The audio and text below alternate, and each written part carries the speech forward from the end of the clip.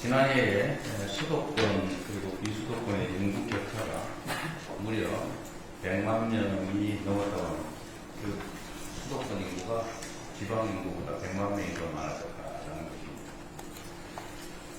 수도권이 비수도권 인구를 초월한 지 6년 만의 일인데 엄청난 빠른 속도인 것 같습니다. 전 국토의 12%에 불과한 수도권이 인구와 자원을 이것처럼 소용돌이처럼 빨아들이는 이극체제는 더 방치할 수도 없고 또 방치해서도 안 되는 상황입니다. 이처럼 수도권 포화가 심화할수록 지방 소멸은 과속화될 것이고 국토 활용의 비효율성이 높아지면서 잠재 성장률도 떨어질 수밖에 없습니다.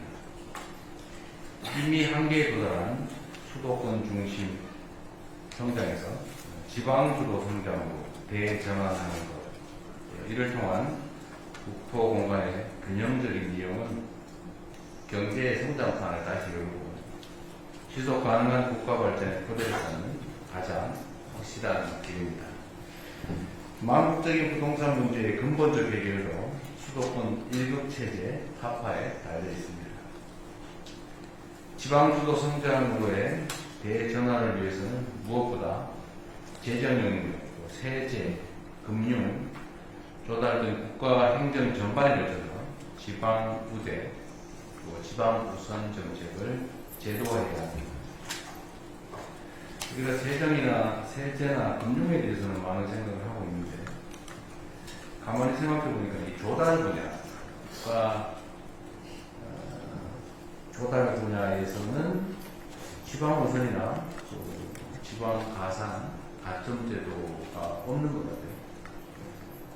그것도 좀 특별히 챙겨주시기 바랍니다. 다 아시겠지만 수도권에서 생산된 물품과 이 수도권에서 생산된 물품의 효용 가치나 효율이 똑같다. 당연히 지방 걸 먼저 쓴다. 입찰이나 이런 데서 지방의 가점을 둔다든지 똑같은 조건에서 지방을 떠를 쓴다. 그런 것도 준비해서 시행하고 있습니다.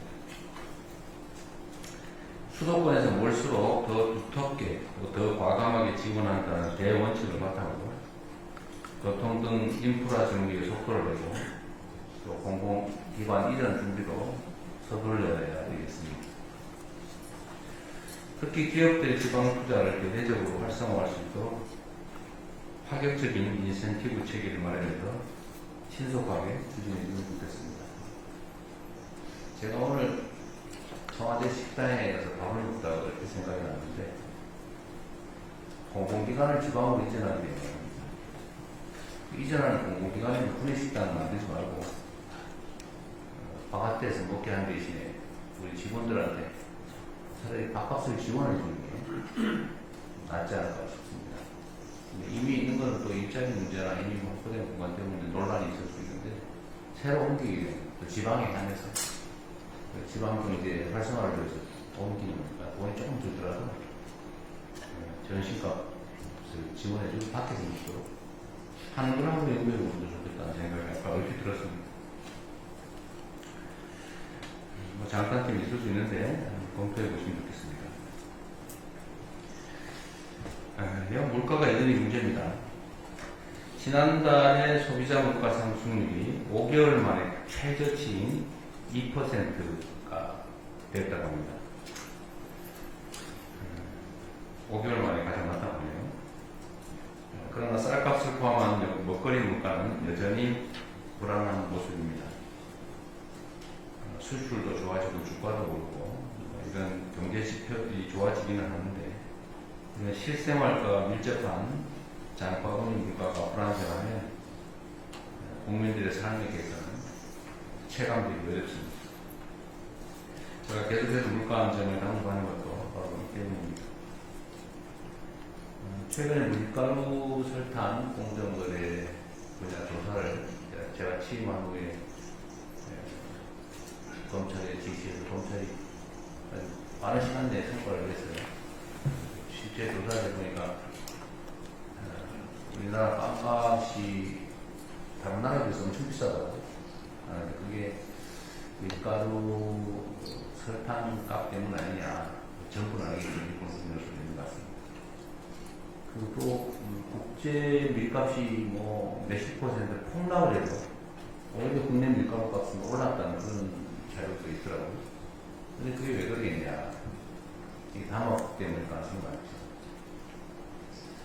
그래서 이게 지금 독과점 상황을 악용해가지고 국민들에게 고물가를 강요하는 이런 현장의 문제는 국가 공권력을 충동을 해서 반드시 시정하기를 바랍니다.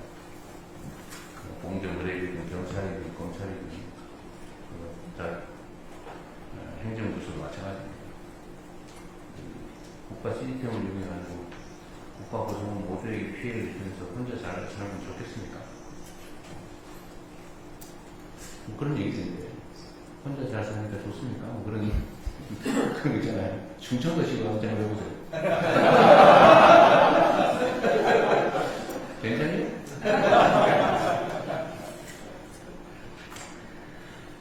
얼마 전에 생리대 얘기도 한번 해보니까 뭐 조금씩 물가가 생리대 가격도 내려가는 것 같더라고요. 새로운 제품도 나오고. 그건 얼마든지 할 수 있는데 안 하는 거죠, 제가. 근데 이게 몇 가지 요소뿐만이 아니라 전부 다 그렇습니다. 과일도 그런 것 같고, 농산물도 유통 들어가서 이상하고, 축산물도 숙박성 폭락을 하는데 고기값은 안 떨어진다고. 이거 대체 왜 그러냐. 다 국가 시스템 내 문제죠. 가능하면 이 물가는 물론 각 부처가 독자적인 업무들이 다 있긴 한데, 좀 이게 특정 기간 집중적으로 이 물가 문제를 좀 관리할 태스크포스를 만들어보면 어떨까 하고 한번 검토해 주십시오. 단기적으로 뭔가 지금까지 안 쓰는 새로운 방법들을 좀 발굴해 내야 될 것 같아요.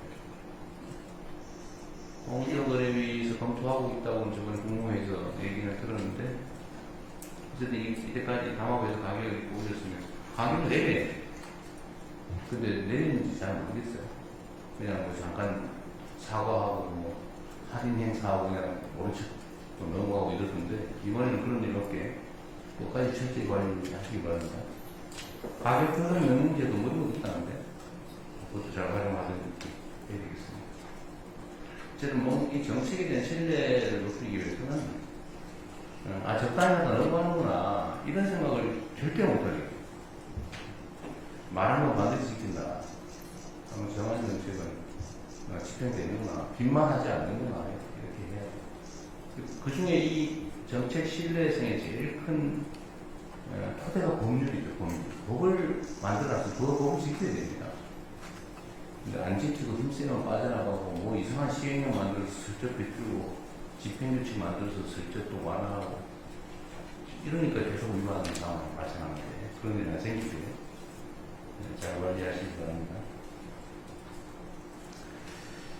제가 전에 한번 얘기했었는데 요새는 올림픽을 하는 게 이렇게 조용한가?